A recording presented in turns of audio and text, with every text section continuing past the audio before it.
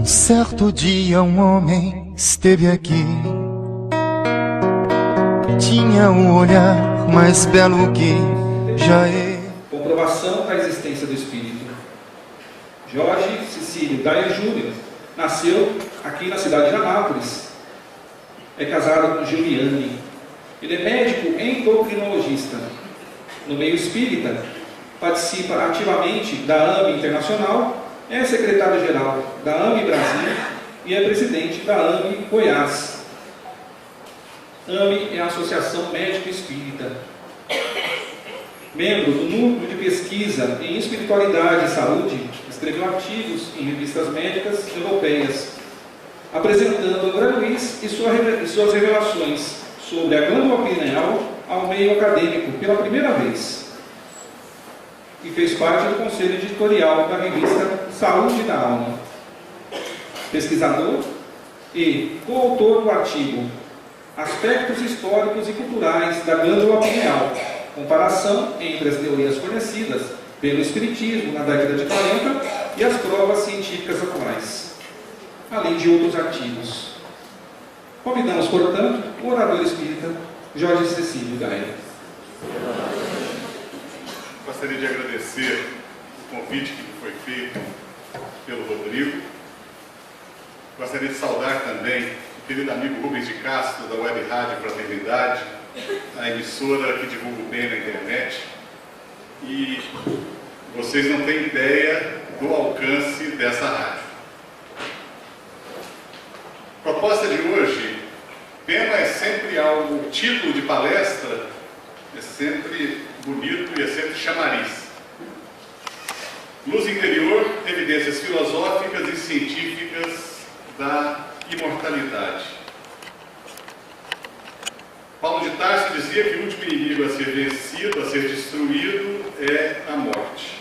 E a palestra de hoje vai ser baseada num artigo científico que foi decorrente da minha tese de mestrado na Universidade Federal de Juiz de Fora e do artigo que está em fase de pré-submissão a respeito do livro, a reanálise científica do livro A Vida Triunfa, que foi um trabalho monumental de Paulo Rossi Severino, Marlene Rossi Severino Nobre, Maria Júlia Prieto Pérez, e nós tivemos a oportunidade de participar da equipe que reanalisou os dados e o colocou na forma de artigo científico. Quando nós falamos em evidências de imortalidade, ou falamos de imortalidade, nós estamos referindo muitas vezes a estudos da consciência, a relação mente-cérebro, a filosofia da mente, entre outras coisas. E quando nós estudamos a consciência, e é muito comum nós dizermos, a ciência aceitou o espiritismo, ou a ciência comprovou o espírito. Não é por aí.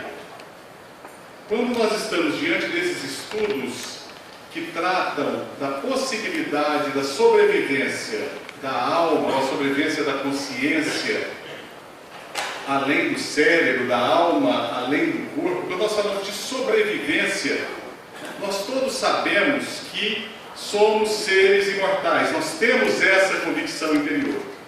Mas quando nós falamos em estudos científicos, nós deparamos com duas grandes correntes.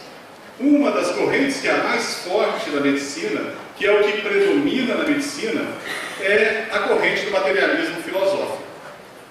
A outra corrente é a corrente a qual nós pertencemos, a corrente minoritária, sempre discriminada e com muita dificuldade para publicar os artigos, que é a corrente do espiritualismo filosófico, não espiritismo, espiritualismo filosófico. O que dizem os materialistas, o materialismo filosófico? Que o corpo físico, ele tem o cérebro, e é o cérebro que gera a mente ou a consciência. O cérebro é o produtor da consciência. Chegamos num nível de sofisticação tal que Antônio Damasio, que é um neurocientista português radicado nos Estados Unidos, ele diz que o cérebro, ele causa a ilusão de que somos um ser individual, que nós temos uma consciência. A consciência seria uma ilusão nas palavras de Antônio Damasio. Ele chega a dizer que numa viagem que ele fez dos Estados Unidos a Lisboa, voltando à sua terra natal, ele dormiu durante 6 horas. Durante 6 horas ele perdeu a consciência de si. Não era ele. A consciência voltou quando ele acordou. Ou seja, para os materialistas, materialismo filosófico, diz que a consciência, o que nós chamamos de alma, é simplesmente um produto do cérebro. A consciência existe como operações complexas do cérebro. Encerrada a função cerebral com a morte, encerrada a manifestação da consciência, acabou. É isso o que eles pensam. E quando se trata de mortalidade, eles vão dizer que mortalidade é um conceito não científico, é de caráter religioso ou é uma especulação filosófica. Tive a oportunidade de contato com vários pesquisadores que não são propriamente da área em que a gente trabalha em pesquisas na AMI Brasil, mas em áreas correlatas. E em 2014, na Alemanha, estando com um pesquisador de renome na Alemanha, do grupo do professor Bussing, que é um dos maiores pesquisadores em espiritualidade na Europa. E tratando especificamente de imortalidade, ele disse: olha, essa parte eu prefiro ter as minhas convicções pessoais, mas eu não falo disso, não abordo isso em palestras e não converso com pessoas que não são do meu fórum íntimo. Ou seja, ele pode até acreditar que nós sobrevivemos após a morte, mas como pesquisador, como cientista, ele está na corrente do materialismo filosófico. A outra corrente é o espiritualismo filosófico. O que diz essa corrente? Que o ser é constituído de um corpo, de uma alma, e a manifestação dessa alma nós chamamos de mente ou consciência. A consciência, ela é autônoma em relação ao cérebro e dele se utiliza para manifestar-se. O cérebro é só um instrumento da consciência. A consciência sobrevive à morte do cérebro, porque ela não depende do cérebro para existir. O cérebro, sim. O cérebro depende da consciência, porque ele é só um instrumento dela. E a imortalidade é um conceito científico, filosófico e também religioso. Por que não? Nós nos situamos, nós nos filiamos à corrente do espiritualismo filosófico. Em cima disso, nós vamos mostrar resultados de 2 trabalhos científicos. Um já em vias de publicação, uma revista americana bastante conceituada, o segundo em preparação para a publicação. Antes nós vamos falar sobre um panorama histórico, porque imortalidade, pesquisa em imortalidade não é novidade. A Stevenson, num artigo muito interessante, escrito em 1977, ele distingue 3 períodos distintos das pesquisas em imortalidade. O primeiro período vai de 1880 até 1930. O pessoal do lado esquerdo meu aqui vai ter torcicolo, vai ter que ficar entortando o pescoço para ver, mas é um período que foi predominado pela coleta e análise das alegadas manifestações espontâneas de personalidades desencarnadas.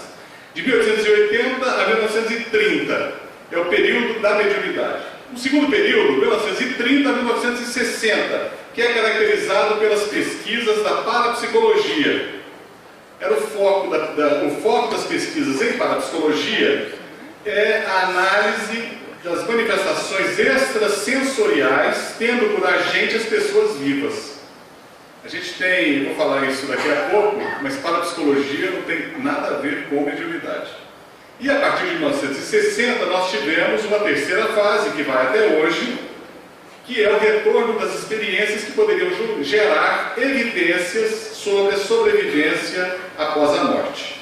Então, no primeiro período, nós temos a descoberta da mediunidade como um fato interessante à ciência. Nós tivemos publicação em revistas tão conceituadas como a Nature, que é a revista mais bem qualificada e mais influente em ciências do mundo. Nós tivemos pelo menos 30 artigos sobre mediunidade publicados na revista Nature nesse período. O segundo período é o período que vai entre 1930 e 1960, que é o período da telepatia como uma hipótese alternativa à mediunidade. E o terceiro período, que vem de 1960 até os dias de hoje, novos campos se abriram para pesquisar a possibilidade de sobrevivência. Então, hoje, o que nós temos é a pesquisa da imortalidade em vários outros campos. Ainda no panorama histórico, nós devemos começar, eu acho que a maioria dos que estariam aqui no meu lugar começariam pela França, mas no que diz respeito ao aspecto científico, nós temos que começar pela Inglaterra. Em 1882 foi fundada a Sociedade de Pesquisas Psíquicas, Society for Psychical Research, em Londres, por pessoas tão importantes quanto o primeiro-ministro britânico da época, pesquisadores de Cambridge, como Frederick Mears, e, entre outros, a Sociedade de Pesquisas Psíquicas, ela tinha por objetivo abordar todos os fenômenos que à época estavam borbulhando. Começou com mesas girantes, mas haviam várias outras manifestações. Havia o mesmerismo e a gente tem a ideia de achar que na Sociedade de Pesquisas Psíquicas só tinha como membros, a sociedade tinha como membros apenas aqueles que aceitavam essas manifestações como sendo manifestações de espíritos. Não. A Sociedade de Pesquisas Psíquicas, ela tinha em seu seio pesquisadores inteiramente céticos, mas todos eles interagiam de uma forma imparcial. A primeira pesquisa que envolveu população e sobre mediunidade partiu deles em 1894, Sidgwick. Na verdade, esse protocolo de pesquisa foi elaborado pela esposa do Sidgwick e perguntou para 17 mil pessoas. É conhecido na história das pesquisas psíquicas como o censo das alucinações. Foi um estudo multicêntrico, porque ele foi repetido em vários centros da Europa. E a pergunta é: quando acordado, você já teve a impressão de ver ou ouvir, ou de ser tocado por qualquer coisa que, tanto quanto você pôde descobrir, não foi devido a qualquer causa externa? Ou seja, você já teve alguma visão? Você já teve alguma percepção? Algo extrasensorial? Foram 17 mil entrevistados nessa pesquisa na Inglaterra. 10% disseram que sim, ou seja, eles encontraram uma incidência de mediunidade em 10% da população pesquisada. Desses 10% que disseram que sim, 15% tinham vidência. Ora, nós já temos aqui até um índice, se nós quisermos pesquisar a população brasileira, qual a incidência de mediunidade na população brasileira, nós já temos uma referência. Na população inglesa, em 1894, era de 10%. Desses 10%, 15% tinham vidência. Então, a gente vê que a maioria dos que dizem que se a gente é muito vidente em um determinado meio, pelo menos na Inglaterra, a gente tem que desconfiar. No Brasil, a gente não sabe, né? Então, nós temos, como grandes pesquisadores na Inglaterra, e que devemos sempre fazer reverência, pessoas como Frederick Mears. Frederick Mears era um grande filólogo, poeta de mão cheia, professor de Cambridge e também filósofo. Ele mudou a psicologia da época. Tá? Junto com Freud, ele trouxe contribuições importantíssimas, a ponto de influenciar o grande psicólogo americano Henry James. William Crookes, que todos nós conhecemos, que infelizmente carrega ainda a pecha de fraude por ter se apaixonado pela médium que ele pesquisou. Oliver Lodge e William Barrett. Se nós temos hoje telefonia e telefone celular, nós devemos esses dois físicos, Oliver Lodge e William Barrett. E também Sidgwick, a família Sidgwick, que pesquisaram ativamente os fenômenos extrasensoriais e manifestação de espíritos. William Barr foi pioneiro na pesquisa de manifestações no leito de morte. Na França, fazemos questão de destacar Allan Kardec. Allan Kardec não foi um cientista. Allan Kardec trouxe grandes demonstrações filosóficas e trouxe contribuições imensas para a ciência. Ele, muito antes da Sociedade de Pesquisas Psíquicas da Inglaterra, ele teve um grupo onde fez os seus experimentos, que foi a Sociedade Parisiense de Estudos Espíritas. Ele abordou a mediunidade de uma forma sistemática. Ele buscou a evidência da comunicação dos espíritos. E ele criou um método de controle para saber se aquelas manifestações, elas traziam seriedade ou não. Esse método ele chamou de controle universal do ensino dos espíritos. Foi um método de comparativo de cada comunicação obtida com o objetivo de confirmar a universalidade das mensagens. Mas mais do que isso, ele não queria comprovar se eram mensagens verdadeiras ou falsas. Com o método que Allan Kardec desenvolveu, ele criou um sistema para depurar a validade filosófica e moral das mensagens recebidas. Porque o conceito básico de Allan Kardec é que uma revelação não acontece a partir de uma única pessoa, não mais. O último grande revelador, segundo Allan Kardec, foi Jesus Cristo. E com o Espiritismo, a revelação viria não através de uma pessoa, mas ela seria universal. Criando esse sistema de controle do ensino dos espíritos, ele pôde, então, comprovar que orientações que ele recebia, e recebia de toda a Europa, da África, da América, aquelas que tinham a mesma orientação filosófica e moral, ele separava. E ele, então, pôde comprovar a revelação de uma forma universal. E Allan Kardec teve um cuidado também de criar métodos para que descartasse fraudes, para que não fosse envolvido em fraudes. Fraude é sempre um problema para a pesquisa em mediunidade. Na França, nós tivemos também pesquisadores do porte de Charles Richer. Charles Richer, Prêmio Nobel de Medicina em 1919, ele concorreu com o Carlos Chagas e foi o vencedor. Talvez o pesquisador de ciências psíquicas ou de mediunidade mais laureado de todos os tempos. Charles Richer tinha uma capacidade de pesquisa fabulosa. Ele sabia conduzir várias pesquisas de vários temas ao mesmo tempo. Infelizmente, ele desencarnou sem ter certeza que a vida continuava após a morte. Teve que comprovar ele mesmo. Outro pesquisador foi Paul Gibier. Paul Gibier, eu digo sempre, que foi o grande precursor das associações médico-espíritas em todo o mundo. Ele é médico francês, dirigente do Instituto Pasteur de Paris, do escritório de Nova York. Ele escreveu um artigo muito interessante de divulgação científica, ou na verdade especulação filosófica, dizendo o papel que o Espiritismo tem trazendo benefícios para a medicina. Um outro pesquisador francês muito conhecido entre nós é Gustave Gelée, que participou do Instituto de Metapsíquica de Paris e criou, na verdade, Charles Richer fundou uma ciência nova, a metapsíquica, que não foi para frente, ela perdeu espaço para a psicologia. E a grande preocupação de Gustave Gelée era criar métodos, a criação de uma metodologia que permitisse o estudo das manifestações mediúnicas de uma forma apurada cientificamente.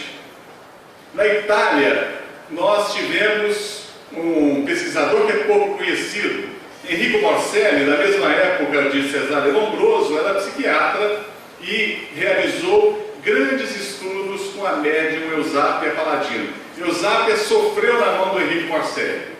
Ele examinava por inteiro todos os seus orifícios antes que ela pudesse dar razão às manifestações de materialização.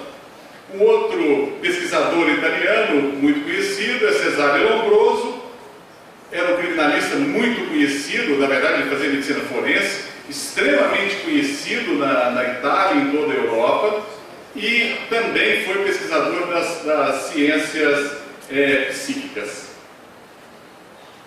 E o terceiro é Ernesto Bosano. Então, Ernesto Bosano, com muita alegria, a gente vê Ernesto Bosano sendo resgatado na literatura médica, pelo menos nos livros de história da psiquiatria, através de artigos, principalmente do pesquisador porto-riquenho radicado nos Estados Unidos, que é o Carlos Alvarado. Ernesto Bosano tem sido descoberto não como um pesquisador original, mas como um grande escritor, como um pesquisador in loco de vários fenômenos psíquicos. Ainda no panorama histórico, nós temos William James, nos Estados Unidos, que é o pai da psicologia americana. E William James, eu trouxe essa frase, que é um pouco longa, ele dizendo da seriedade da Sociedade de Pesquisa Psíquica. Porque se fossem pedir a ele um exemplo de seriedade em uma publicação científica, ele cita os Proceedings, que era a revista da Sociedade de Pesquisas Psíquicas. E ele vai dizer que eles eram tão sérios e tinham preocupação muito grande em publicar a verdade, e a seriedade era maior do que muitas outras publicações de outras áreas médicas. William James tem um papel importantíssimo na psicologia americana e também no estudo da imortalidade.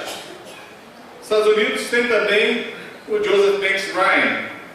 É interessante que Joseph Banks Ryan e sua esposa Louise, eles começaram pesquisando mediunidade e infelizmente foram fraudados. Eles foram vítimas de fraude. E a partir daí ele buscou ativamente uma alternativa para a mediunidade. Ele passou a usar o termo telepatia. E o que Joseph Banks Ryan tem de muito importante para a ciência é que ele criou uma metodologia nova, quantitativa, para a pesquisa das manifestações além do cérebro. Um terceiro nome americano é Ian Stevenson, desencarnou em 2002. Ian Stevenson foi um homem que pesquisou durante 60 anos todas as possíveis manifestações de imortalidade. E nós encontramos Ian Stevenson estudando experiências de quase morte, manifestação no leito de morte, mediunidade, experiências fora do corpo, casos de possessão espiritual, e ele é muito conhecido por seus estudos em reencarnação. Na atualidade, nós temos a ciência com uma porta, as portas da ciência estão quase fechadas. Quem tenta publicar nessa área sabe a dificuldade.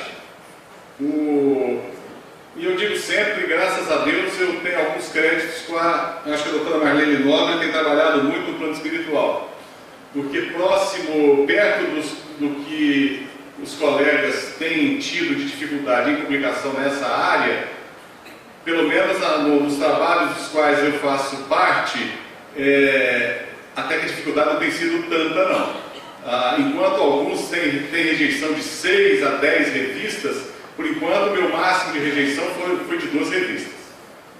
Então é mais por trabalho da doutora Marlene como madrinha dessas pesquisas do que por qualquer outra coisa.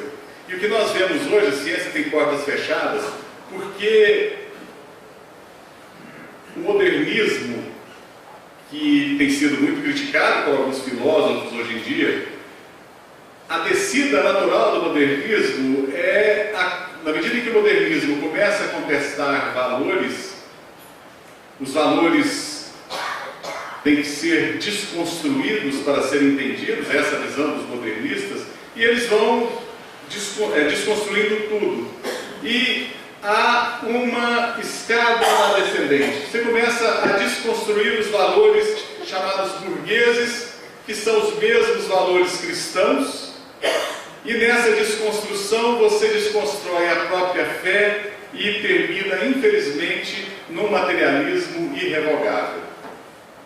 Nós chegamos num ponto em que um dos grandes ícones da ciência, que é Richard Dawkins, um homem ao qual eu admiro muito, professor de zoologia da Harvard University, ele vai dizer que, analisando um livro de Carl Sagan, O Mundo Assombrado pelos Demônios, na revista New York Review of Books, ele vai dizer, e eu destaquei, que nós, os materialistas, é que somos forçados, por nossa adesão a priorística às causas materialistas, a criar um aparato de investigações e um conjunto de conceitos que tem por objetivo mostrar que o materialismo é um absoluto.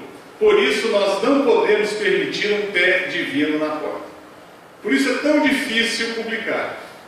Todavia, um homem muito otimista chamado Edsel Cardenia, ele vai dizer uma verdade, que nunca se publicou tanto sobre imortalidade nos campos da ciência como agora.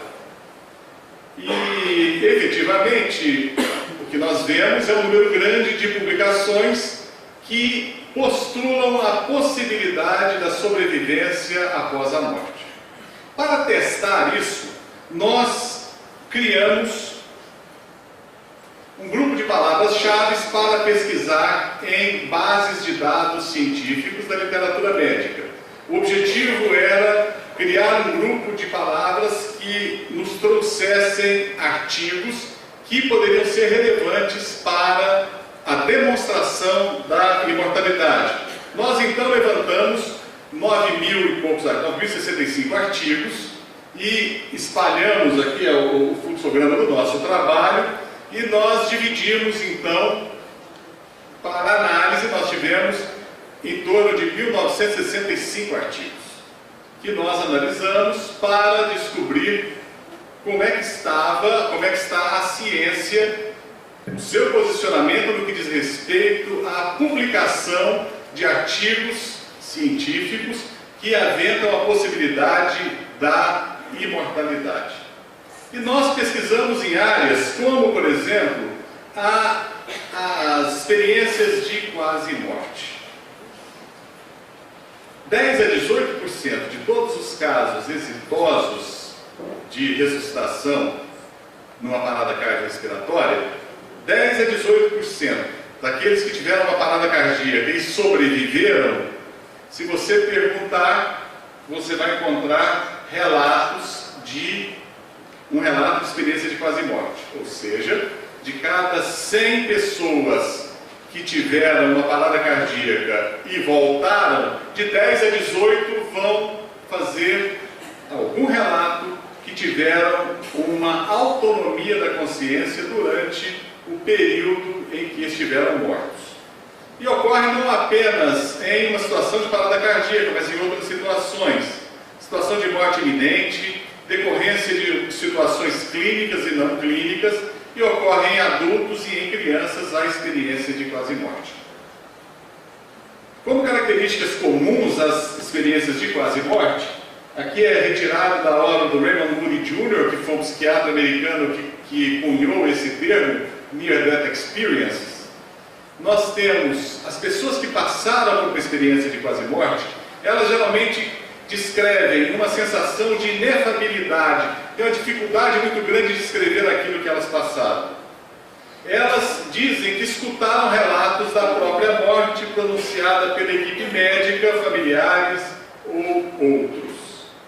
Uma sensação de paz contagiante.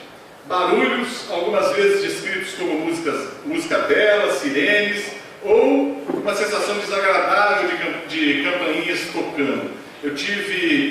Quem teve experiência de quase morte quase nunca fala, se sente constrangido, porque acha que ou foi um sonho, ou algo que pode não ser realidade, o medo de ser tomado como uma pessoa com transtorno mental, como alguém doido. E conversando certa vez com uma faxineira no pronto-socorro, na minha época ainda de residente, no Rio de Janeiro, e teve uma parada cardíaca, o paciente voltou, e eu perguntei, você se lembra de alguma coisa? paciente falou, não. Mas tá bom. Quando eu saí, a faxineira me chamou e contou de uma experiência que ela teve, em que, alguns anos atrás, ela teve uma arritmia grave e teve uma parada cardíaca. Ela escutou o médico dizendo, o coração parou. A partir daí, ela se viu num lugar muito bonito, uma luz muito intensa, uma sensação muito boa. Ela ouviu o barulho de uma cachoeira que soava aos seus ouvidos como música. Esse tipo de relato é de quase morte. Relatam, em até 86% dos casos, uma experiência de túnel. Entraram em um túnel escuro com uma grande luz no seu final. Alguns descrevem sensação de estar fora do corpo, algumas vezes acompanhado da visão do próprio corpo em outro local, e sensações e emoções não pertencentes ao corpo físico. Doutora Elizabeth Kubler-Ross, psiquiatra, na verdade suíça, radicada nos Estados Unidos, ela conta a história de um cego de nascença, que teve uma parada cardíaca, e quando ele voltou, ela entrevistando, perguntou se ele lembrava-se. Você se lembra de algo que aconteceu naquele momento em que seu coração parou? E o cego de nascença disse, olha, o que eu me lembro é que eu estava longe, olhava para o meu corpo lá embaixo, a equipe médica em cima de mim. E o que mais me chamou a atenção foi que o médico jovem que me ressuscitava é termo meu, o médico jovem que me massageava usava uma gravata borboleta linda de fundo azul e bolinhas brancas. Cego de nascença. Isso a gente ouve nos relatos de experiência de quase morte. Encontro com seres espirituais, algumas vezes não identificados, mas outras vezes identificados como seres desencarnados ou figuras religiosas. Muitos dizem que encontram Jesus, outros encontram um parente. Um ser de luz com frequência descrito como entidade amorosa que manifesta luz sobrenatural e brilhante. É esse ser de luz que geralmente chega e diz, está na hora de você voltar. Eu tive um paciente que, quando o ser de luz falou, você vai voltar agora, e ele acordou, a primeira pergunta que ele fez para o médico foi, o presidente ainda é o Collor? O médico falou, sim. Ele falou, nossa, eu podia ter deixado a meu estado. A gente ainda encontra nas RNs um momento de revisão da própria vida. Algumas vezes sob a tutela desse ser de luz, a pessoa vê a vida passando em flashback, em milésimos de segundos. A pessoa revê toda a sua vida e consegue fazer um balanço. Precisa de juízo final depois de você ter a oportunidade de ver a sua vida como que projetada numa tela de cinema, e você ali sendo o crítico de si mesmo, não precisa de tribunal externo, né? Uma fronteira que demarca os limites entre a vida terrestre e a vida após a morte. As pessoas relatam isso. Retorno à vida, algumas vezes descrito como tomada de decisão de voltar ao corpo ou ter sido enviado de volta involuntariamente. Dizer aos outros sobre experiência e frequentemente receber reprovação pelos relatos. Pim Van Lommel, que é o autor do principal artigo sobre experiência de quase morte, ele começa o livro dele contando a história de uma mulher que teve uma experiência de quase morte durante o parto do seu filho. Durante 20 anos, ela escondeu o fato, porque a única vez que ela falou, ela recebeu medicamentos psiquiátricos. Durante 20 anos, ela se sentiu deprimida. E quando ela pôde compartilhar a sua experiência e ver que ela não era a única, ela sentiu um alívio muito grande e sua vida mudou dramaticamente. Efeito sobre a própria vida com frequência descrito como interesse em assuntos de espiritualidade, aumento da valorização da vida e amor aos outros. O único caso na literatura científica descrito, que descreve a experiência de quase morte ocorrida no Brasil é o relato de um caso que foi publicado pela Camila Braghetti, da Associação Médica Espírita de São Paulo, junto com Giancarlo Lucchetti e outros colaboradores, em que descreve-se um homem que Desde os 19 anos ele estava numa vida de crime, e esse homem sofre uma facada no presídio onde ele está, é levado ao hospital, ele chega no centro cirúrgico, ele teve uma experiência de quase morte, mas ele sobreviveu. A primeira atitude que ele pediu quando teve alta da enfermaria do hospital do presídio, do hospital penitenciário, foi pedir ao carcereiro que estivesse diante de determinado preso, que era conhecido como seu pior inimigo. E ele, diante desse preso, ele não tomou nenhuma atitude de vingança ou de querer matá-lo. Ele pediu perdão. Esse homem foi encontrado como um pastor evangélico na cidade de São Paulo e que teve a vida completamente modificada após a experiência de quase morte. Um caso muito interessante no relato do documentário da BBC é de um piloto inglês da British Airways que teve um infarto e uma experiência de quase morte. Ele estava naquela época em plena ascensão da carreira. Seu sonho era comprar e demonstrar o status do salário que ele recebia.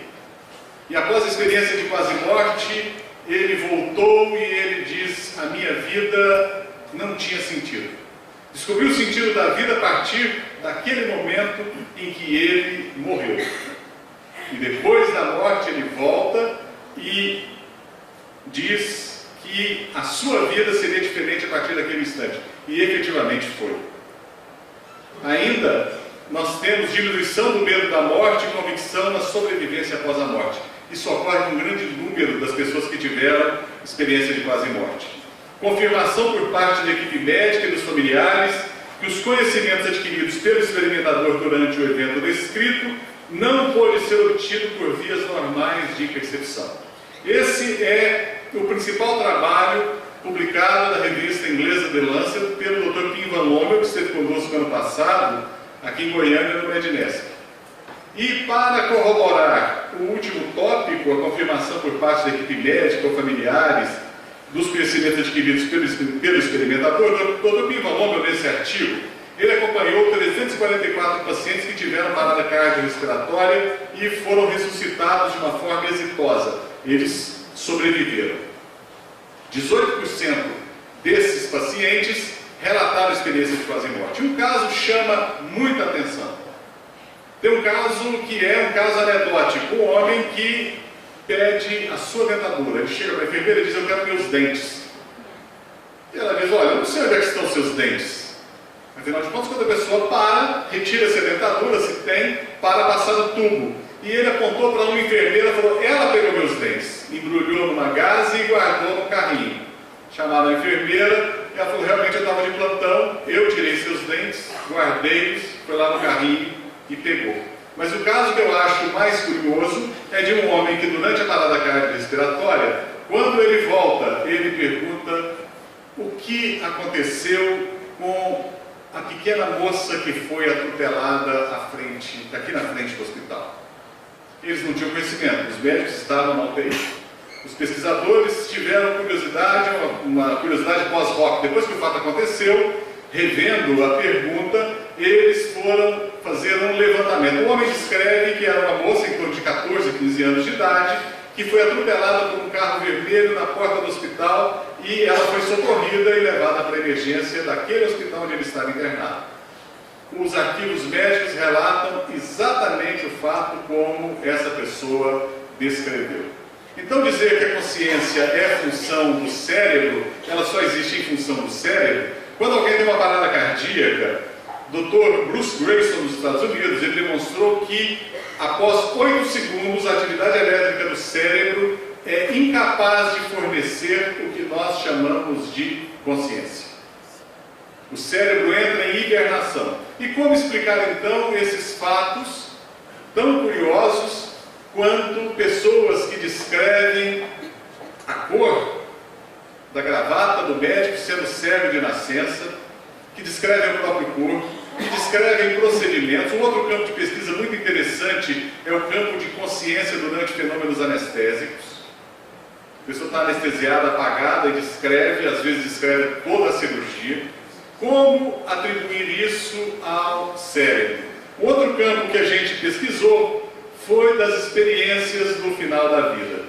As experiências no final da vida das pessoas que estão próximas da morte, elas foram categorizadas por Peter Feynman como experiências que dão significância.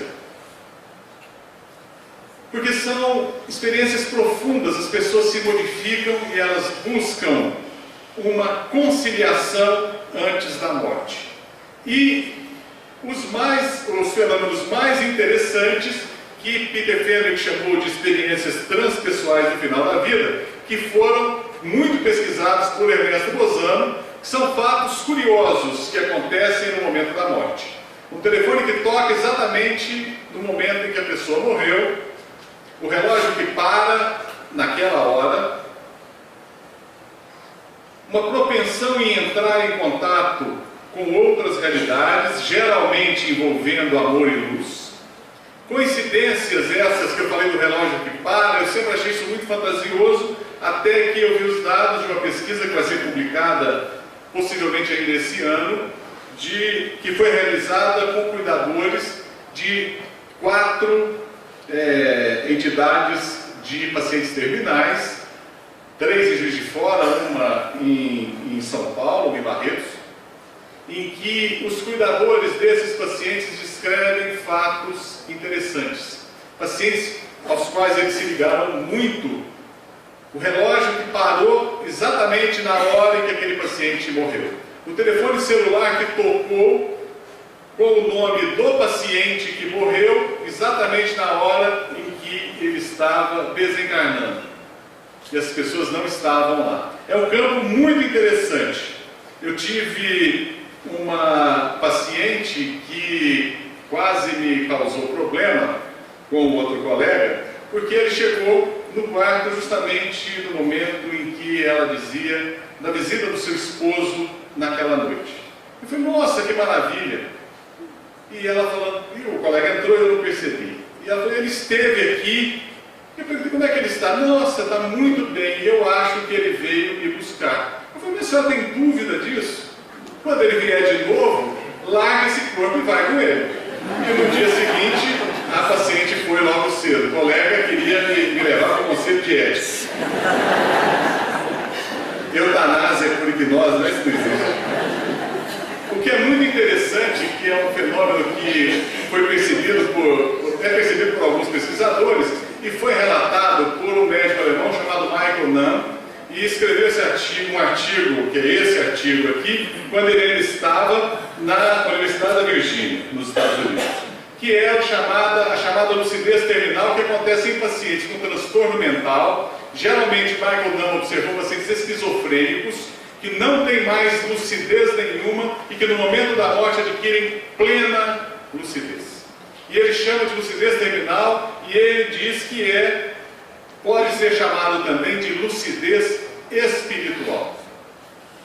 Pegando esses pacientes, principalmente nos casos de lucidez terminal, o paciente esquizofrênico, cujo cérebro já está extremamente comprometido e no momento da morte ele passa a ter uma lucidez que não é explicada pelas funções cerebrais, não seria isso também uma evidência de que o cérebro é apenas um instrumento da consciência?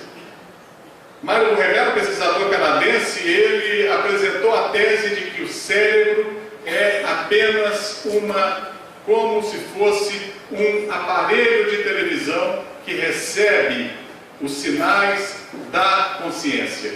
E ele ficou assustado quando eu disse a ele, o que você falou não é novidade. Chico Xavier falou isso na década de 40. Mediunidade, é um outro campo que é muito interessante para nós tentarmos demonstrar que a consciência sobrevive ao cérebro, que a vida continua além da morte. Quando a gente vai pesquisar mediunidade, o conceito, o que é mediunidade, a gente não usa Kardec, a gente usa o conceito que foi desenvolvido pelo Alexandre Moreira Almeida, da Universidade de Juiz de Fora, foi meu co-orientador no mestrado, e ele define mediunidade como uma experiência na qual o indivíduo, denominado médium, aparenta estar em comunicação com ou sob o controle de uma personalidade desencarnada ou de outro ser não material.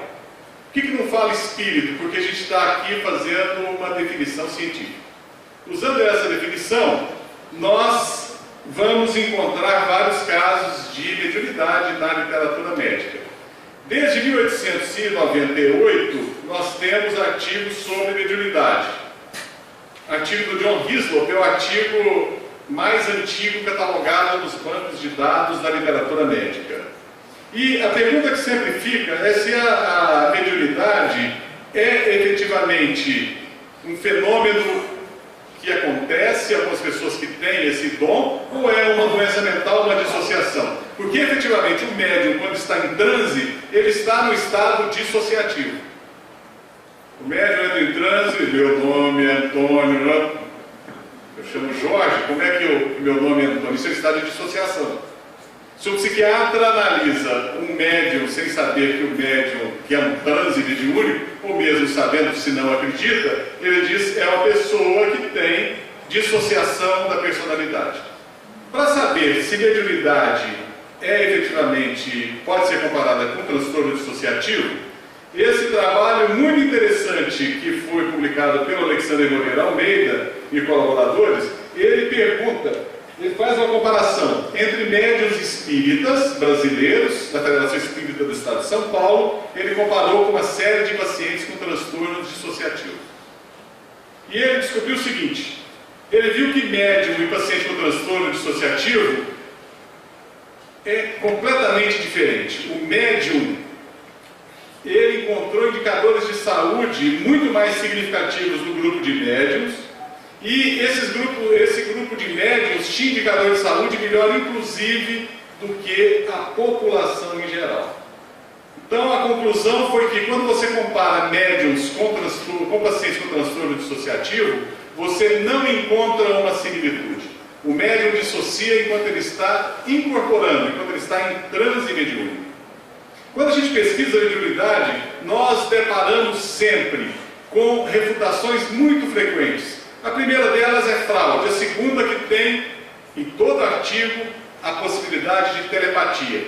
Eles dão, os que refutam a mediunidade, dão à telepatia um poder tão grande, mas tão grande, que é como se o cérebro tivesse criado o corpo que o envolve. Porque justifica tudo, a tal da criptominésia, a super, hiper percepção extrasensorial. Não é só super extrasensorial, hoje em dia tem a super, hiper extrasensorial, seria capaz de explicar tudo.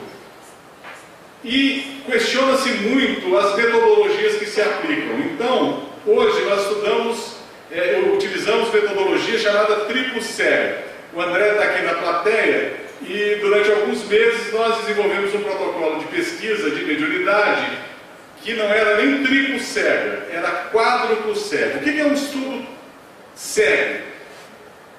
Os que estão envolvidos na pesquisa não sabem de nada do que o outro está fazendo. Um estudo triplo cego, um exemplo, é esse estudo.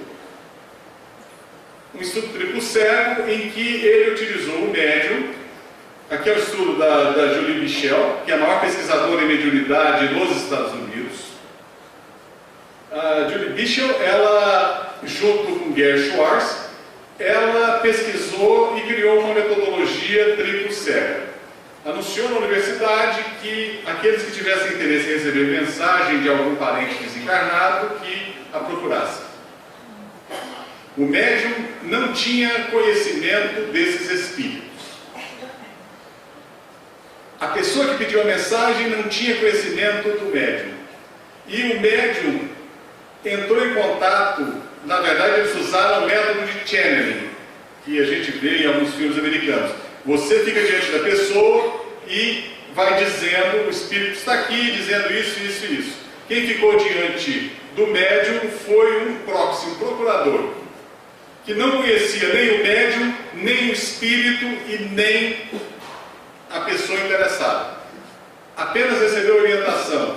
Olha, fica ali diante dele e vamos ver o que ele vai receber. Os pesquisadores tinham a intenção e deu certo. O protocolo era extremamente complicado, Não vou ficar aqui explicando essa figura, mas eles tiveram resultado. Eles fizeram um estudo triplo sério, o médium não sabia quem era o espírito nem quem era a pessoa que queria receber, o procurador não sabia quem era a pessoa que queria receber, nem quem era o espírito, nem quem era o médium, e a pessoa que pediu a mensagem não tinha nem ideia do que ia acontecer e não teve contato. E nenhuma dessas pessoas tiveram contato com o pesquisador que estava na sala pedindo mensagem de determinado espírito, A, B, C ou D. E eles tiveram resultado. Um outro artigo muito interessante pesquisou a cirurgia mediúnica no Brasil. Pesquisaram 9 médios e aqui é muito interessante, nesse estudo de médios cirurgiões, que um dos médios cirurgiões aplicou formol na artéria de alguns pacientes e não teve nenhuma consequência negativa. E a gente sempre recomenda não tente fazer isso em casa. A partir desse, falando de pesquisa em mediunidade, a partir de agora eu vou apresentar uma pesquisa que é inédita. Na verdade ela não é inédita porque foi publicada em livro, mas ela foi reescrita, ela foi reanalisada cientificamente, que é a pesquisa da mediunidade de Chico Xavier, não através apenas de um espírito, com as 13 cartas de Jair Presente, que foi um estudo recente publicado pelo Alexandre Roller Almeida e pelo Alexandre Caroli na revista Explore, mas uma série de cartas. São 160 entrevistas, nós analisamos 35 cartas. E aqui nós temos, nessa análise do Chico, 49% desses que procuraram o Chico eram espíritas, mas 44% eram católicos. Mas nós tivemos pessoas de todas as religiões, até ateus procuraram o Chico. Não chega a ser muito representativo, mas tinha. A idade em que ocorreu o óbito, 53,4% foi idade muito jovem, das mensagens que estão no livro A Vida Triunfa, pela Fé Editora. E 37,8% entre 11 e 20 anos, ou seja, pessoas muito jovens. O sexo do comunicante, a maioria era do sexo masculino.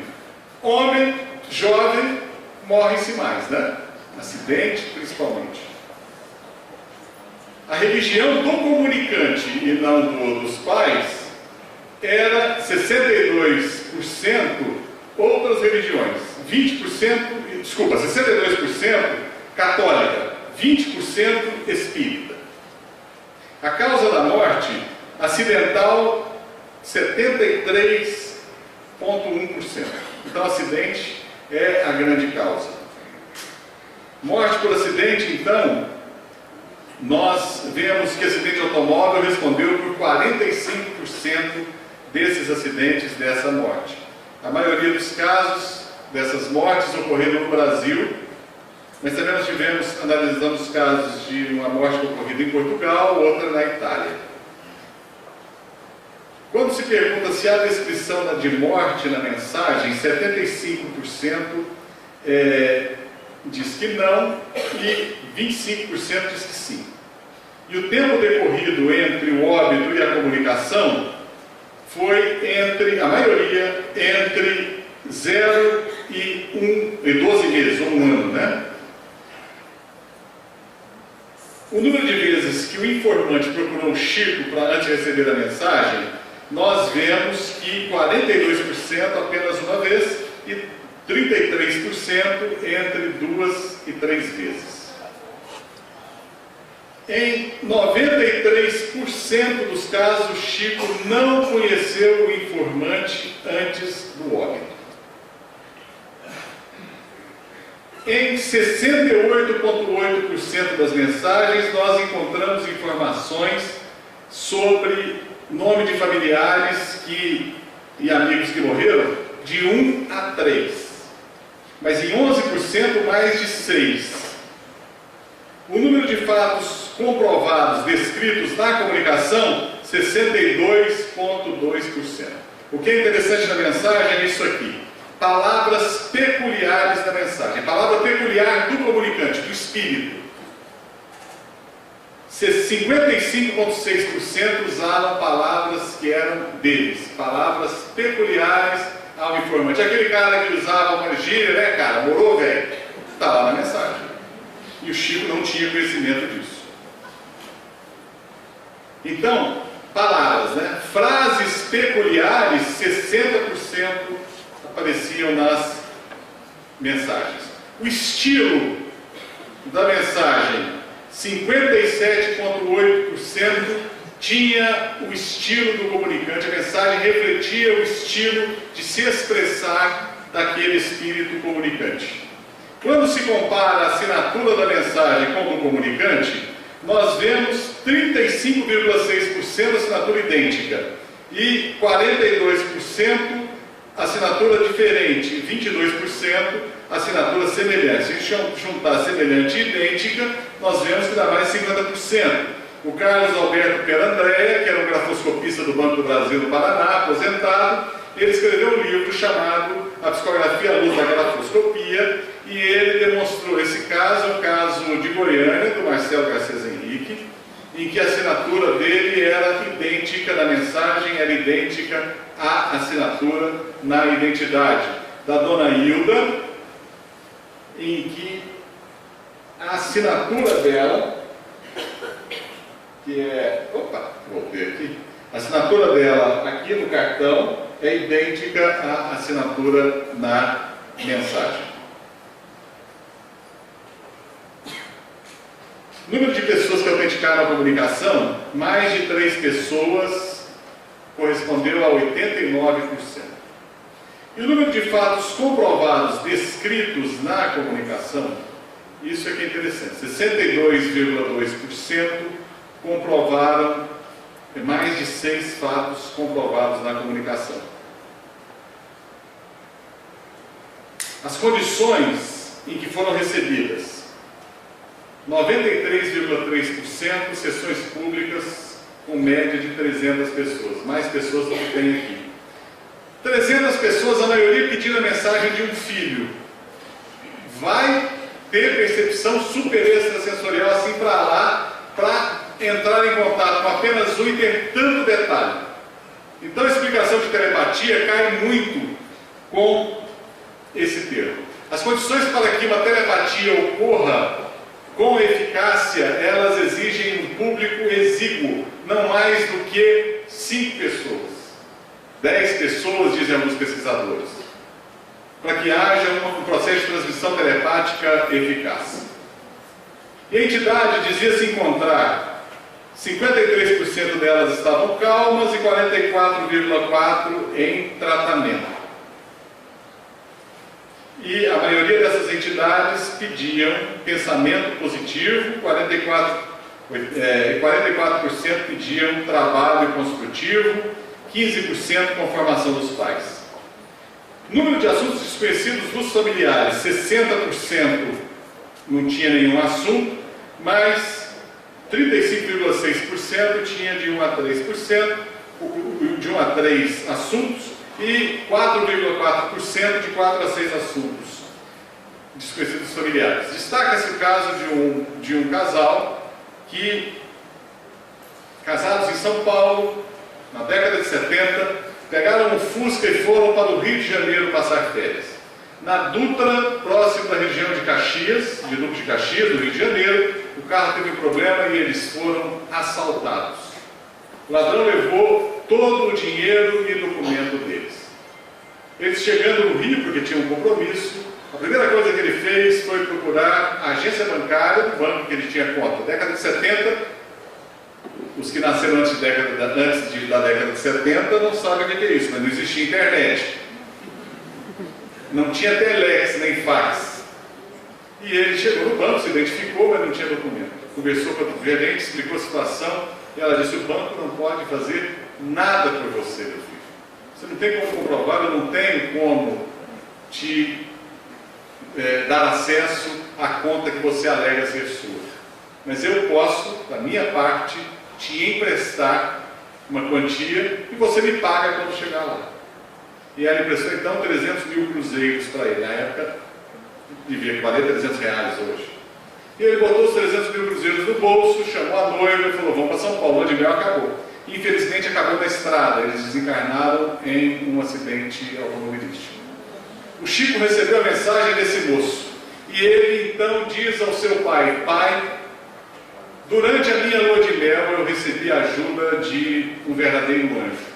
E citou o nome da gerente do banco. Ela trabalha no Banco Itaú, na agência em Copacabana. Por favor, procure-a e devolva a ela os 300 mil cruzeiros que ela me emprestou. O pai não sabia, ninguém sabia. Então, evidência maior do que isso é difícil, né? E 100% de todos que receberam mensagens do Chico, nessas 35 casos analisados, disseram que não houve erros nas mensagens recebidas. Nós tivemos revelações nessas mensagens. Como, não vou citar todos, tem um caso muito interessante que o Jair presente dizendo que entre os amigos, ele, numa das mensagens, ele diz: olha, aqui do meu lado, um está aqui, era o chamado Irineu, e o outro deu outro nome. E aí, a família do Chico, do Jair presente, foi no cemitério em Campinas. Foi ver os colegas de túmulo do Jair presente e não tinha nenhum Irineu. E ele deu o nome do Irineu, os detalhes todos, e não se encontrou Irineu enterrado naquele cemitério. O gerente do cemitério, ele achou muito estranho, e afinal de contas Chico Xavier já era Chico Xavier. Ele foi então no obituário da cidade de Campinas. E ele descobriu que no dia que o Jair presente falou que o Irineu havia desencarnado, no dia e no hospital em que o Irineu teria desencarnado, efetivamente ocorreu uma desencarnação. E aquele homem havia sido enterrado naquele cemitério, mas com o nome de Pirineu. Então, a partir da mensagem do Chico, foi corrigido um erro de documentação no cemitério. Então, e o Chico também é muito interessante, porque na mensagem do Roberto Musatti, o Roberto ele desencarnou, ele tinha uma síndrome rara de hipoplasia hipoplasia coronária, e ele usou um descongestionante nasal. Teve um infarto, uma morte fulminante. E o Chico psicografou a mensagem dele. Ele era de família judaica, a família judaica bem conhecida em São Paulo. Ele usa o tempo todo na mensagem palavras judaicas e algumas expressões em hebraico que o pai pediu para o rabino traduzir. E o rabino dizia que o Roberto sabia, porque o Roberto frequentava a sinagoga. E existe o caso da dona Hilda Mascaro Saulo, que desencarnou na Itália e enviou a mensagem em italiano. O Chico recebeu.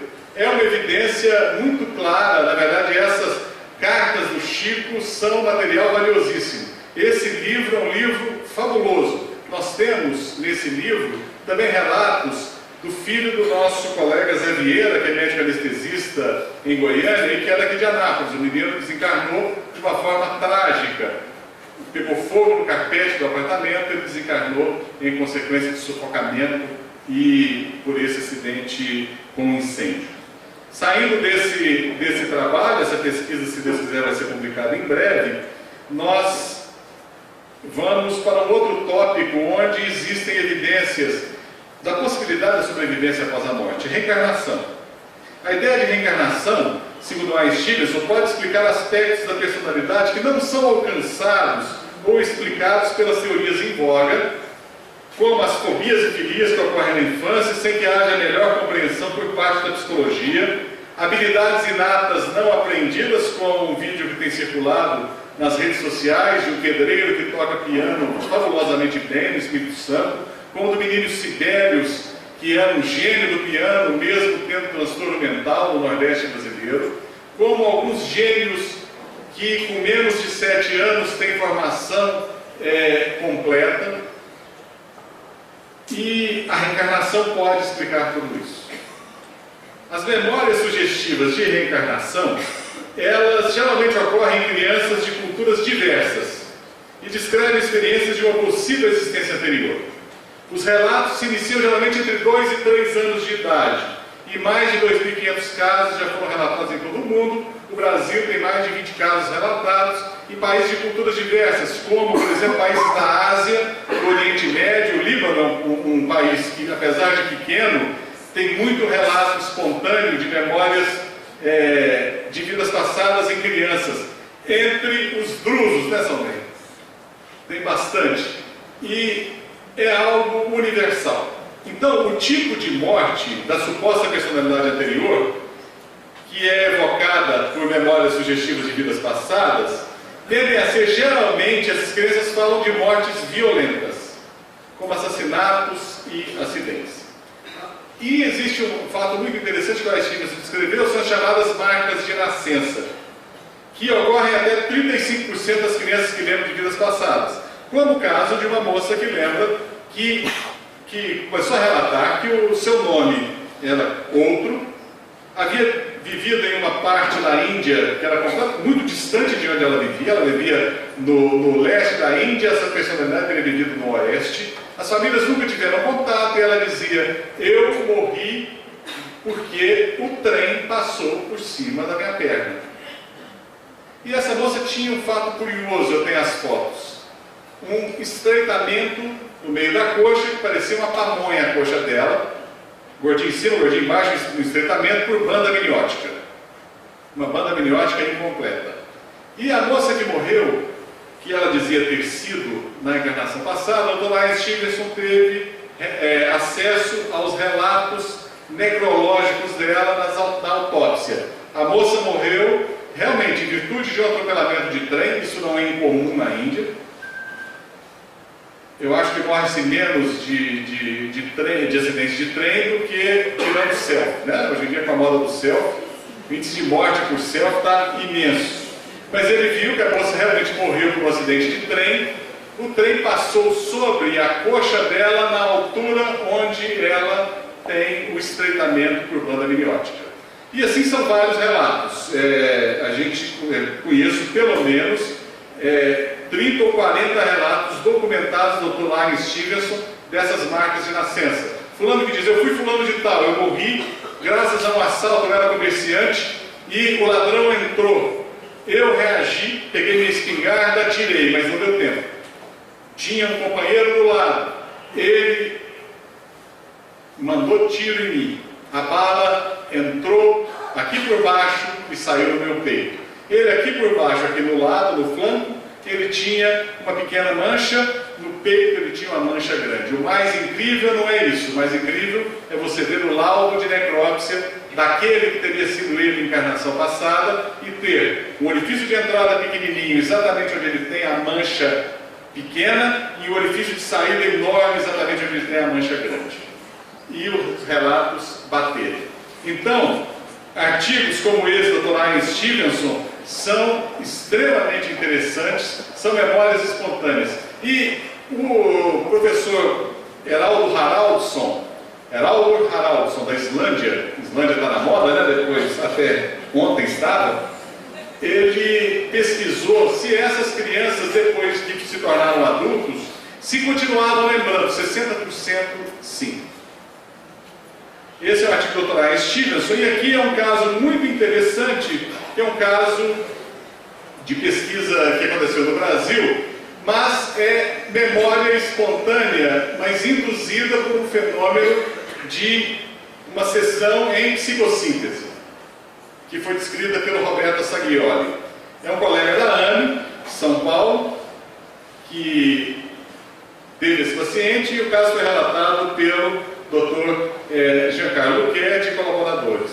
Essa pessoa é um homem jovem, ele teve uma isquemia coronariana, e quando ele recupera da isquemia, ele é muito ansioso, ele se lembra exatamente de uma cena em que ele foi, estava com a roupa de sacerdote, numa briga, ele foi morto por uma transfixão do crucifixo no seu peito. E ele dizia e sentia a dor e apontava exatamente onde teria sido a transfixão desse crucifixo. Esse homem, estudo das coronárias dele mostram o estreitamento exatamente no local onde ele se lembra do crucifixo ter transfixado. E descreve várias mortes, é azarado, porque ele começa a ter várias doenças vasculares de obstrução, e todas elas com a lembrança de um instrumento pontudo causando a morte e, coincidentemente, com aquelas lesões. Isso é uma evidência forte, uma evidência fraquíssima. Muitos contestadores derrubam isso, mas é, no mínimo, curioso. Evidência forte são as memórias sugestivas de reencarnação. Evidência forte são todos os fatos que nos chamam a atenção. E tem chamado a atenção da ciência, mas a ciência despertou? Ainda não. E perguntamos, é necessário que a ciência desperte para que possamos ter a nossa crença? Ciência é só uma forma de conhecimento, mas não é a única forma de conhecimento. Religião é uma forma de conhecimento. Filosofia é uma forma de conhecimento. A arte é uma forma de conhecimento. Pasmem vocês, segundo Ilia Prigogina, loucura é uma forma de conhecimento. A ciência é apenas uma forma de conhecimento. Por que é tão importante? Por que é tão valorizada? A ciência hoje está, infelizmente, muito desatrelada da filosofia. Está muito atrelada nas nossas conquistas, está muito atrelado da nossa capacidade de sonhar com um mundo mais confortável, mas não necessariamente um mundo melhor. A ciência traz avanços notáveis, mas a ciência não traz o homem para dentro de si. Percebeu isso Alexis Carrel? Alexis Carrel é o Prêmio Nobel de Medicina. Um homem que, se hoje nós temos cirurgia cardíaca, nós agradecemos a Alexis Carrel. Ele é o pai da microcirurgia. Ele é o pai dos transplantes.